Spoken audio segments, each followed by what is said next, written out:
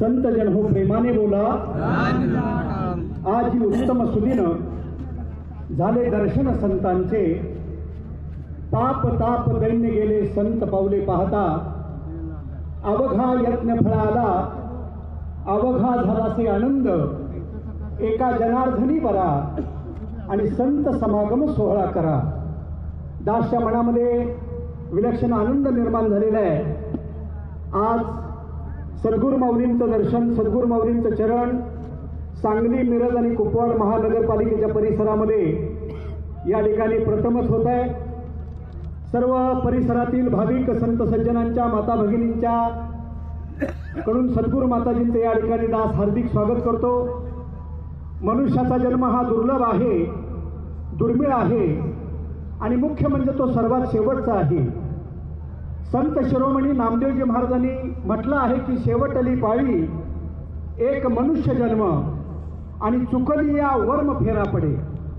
माणसाचा जन्म म्हणजे शेवटची पाळी आहे आणि या शेवटच्या पाळीमध्ये, या शेवटच्या दुर्लभ आणि दुर्मिळ मिळालेल्या जन्मामध्ये तुम्हा आम्हाला जन्माचं सार्थक करून घ्यायचं आहे।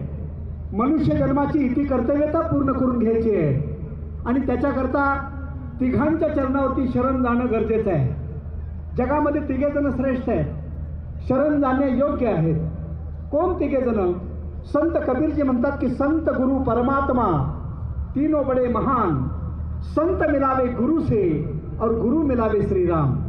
आणि म्हणून मायबापांनो, मनुष्याच्या जन्मामध्ये मी कोण, आलो कुठून आणि मला जायचं आहे कुठे? कोहम कत्विदम जातम कौवे कर्तास्य विद्यते। मी कोण कोटील कुठे मज लागी जाणे आणि का हे जगात घडले ममसाचे येणे। याचा विचार करिता शिनलो मी वाया, सांगून मज सुखी करावे तुम्ही सद्गुरू राया। आणि म्हणून मनुष्याच्या जीवनामध्ये जोपर्यंत पूर्ण सद्गुरू येत नाहीत, पूर्ण सद्गुरू कृपा करीत नाहीत आणि आत्मबोध त्याला प्राप्त होत नाही, तोपर्यंत त्याचं जीवन एक दिशाहीन भ्रमामध्ये सापडलेलं अशा प्रकारचं जग दास आता पाहतो।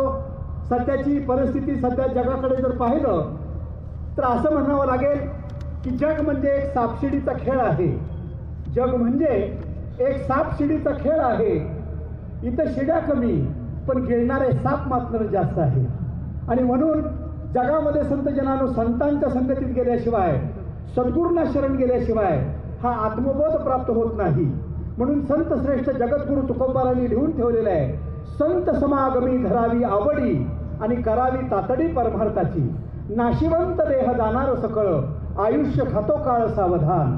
आणि म्हणून मायबापांनो, आमच्या सर्व संतांनी, सनातन काळात होऊन गेलेल्या सर्व संतांनी त्या समयाच्या सद्गुरूंच्या चरणावरती शरणागती घेऊन एक श्रद्धेचा नमस्कार करून त्यांनी हा आत्मबोध प्राप्त करून या परमात्म्याची जाणून भक्ती केलेली आहे। त्यांचा असा दावा आहे की या जगामध्ये देव एक आहे।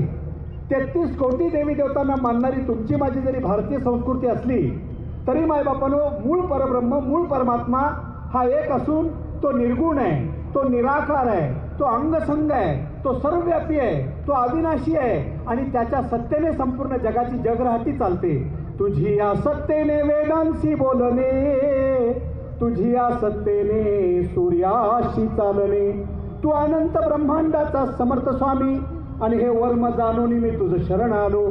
संत शिरोमणी नामदेवजी महाराज विश्वबाजी क्षेत्रांच्या चरणावरती शरण जाऊन याच निराकार रूपी पांडुरंगाची प्राप्ती त्यांनी केली आणि जीवनामध्ये भक्ती केलेली आहे। साईबाबांनी जगाला संदेश दिला, सबका मालिक एक। बाबांनो, सर्वांचा मूळ मालक एक आहे।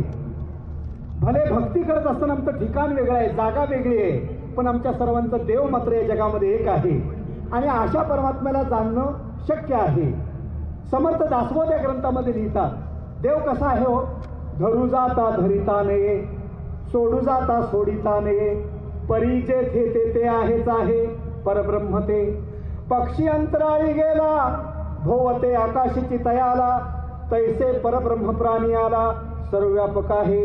ब्रह्म पावसे भिजेना, ब्रह्म चिखलाने माखेना, ब्रह्म वाहुनिया जाईना, पुरा समागमे।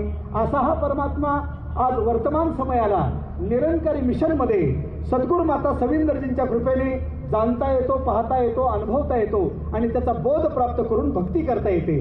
म्हणून सकळिकांचे पायी माझी विनवणी, मस्तक चरणी ठेवीत असे अहो श्रोते वक्ते सकळही जन बरे पारखून बांधा गाठी फोडिले हे भांडार धण्याचा तो माल आणि मी तव हा माल भारवाही तुका म्हणे चाली झाली चहुदेसी आणि उतरला तो कसी माल खरा. निरंकारी मिशन हा कुठला नवीन धर्म नाही, हा कुठला नवीन संप्रदाय नाही किंवा हा कुठला पंथ नाही, संप्रदाय नाही, तर ही एक अध्यात्माची या ठिकाणी चळवळ आहे. ही एक आध्यात्मिक क्रांती आहे. ही निरंकारी मिशनची पंचसूत्री आज ज्याने आत्मसात केली त्यांचं जीवन सुखमय होऊन गेलं. कुठली आहे निरंकारी मिशनची पंचसूत्री? एक ध्वज सत्य का, एक ध्येय शांति का, एक धर्म मानवता का, एक भाषा प्रेम की और एक ईश्वर निरंकार. निरंकार हा शब्द हिंदी आहे, निरंकार हा शब्द पंजाबी आहे, पण त्याला मराठीमध्ये निराकार म्हटलेला आहे. आणि आमच्या सर्व वारकरी संतांनी सुद्धा याच निराकाराची प्राप्ती सद्गुरूंना शरण जाऊन केलेली आहे. आज वर्तमान समयाला मायबापानो हरिपाठ, ज्ञानेश्वरी, भगवद्गीता, दासबोध, वेद, उपनिषदे, पुराण आणि कुराण या सर्व धर्मग्रंथांच्या साक्षी पुराव्याने या ठिकाणी संत निरंकारी मिशनमध्ये या परमात्म्याचा बोध प्राप्त करून घेता येतो. सद्गुरू बाबा हरदेवसिंगजी महाराज नेहमी आपल्या प्रवचनातून म्हणायचे, यदि अमन और शांति इस नए युग की मांग है तो इसका एकमात्र साधन है आध्यात्मिक जागृति. ना हम हिंदू, सिख, ईसाई, ना हम मुसलमान है, मानवता है धर्म हमारा, हम केवल इंसान है. आणि म्हणून मायबापानो आज एक सुवर्ण संधी तुमच्या चरणावरती चालून आलेली आहे. या माझ्या सद्गुरूंच्या चरणावरती शरण आणि चुकवा आपलं जन्मानी मरण. प्रेमाने बोला.